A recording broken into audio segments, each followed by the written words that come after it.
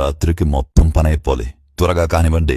నా పేరు చిన్ని. ఈ చిట్టి ప్రపంచానికి యువరాన్ని. ఈ రోజు నా ఫస్ట్ బర్త్డే. ఈయన మా జింక మావయ్య. హే మావయ్య, నాకు నడిచి బోర్ కొడుతుంది. ఇలా గెంతడం నేర్పించవా? ఈ చెట్టు తాతని ఎక్కితే మా ఊరు మీకు కనిపిస్తుంది. భలే ఉంది కదా. నేను పెద్దయిక ఆ సూర్యుడి తాత ఈవినింగ్ ఎక్కడికి వెళ్లి దాక్కుంటాడో కనిపెడతా. అవును చిట్టు తాత, నీ వయసు ఎంత? మీ నెమలి తాతలు కూడా నా వయసు ఎంతో చెప్పలేరు చిన్ని.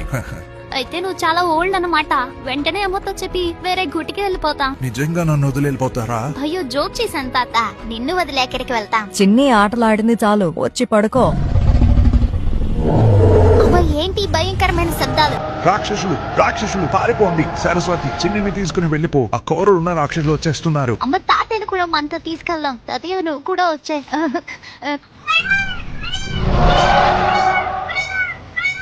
అమ్మ, జింక మావయ్య చెట్టు కింద చిక్కుకుపోయాడు.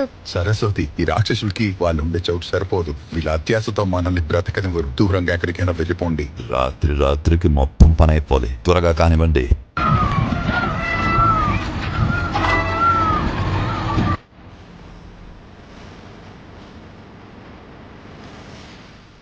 ఎక్కడికి వెళ్తున్నావు కుమారా?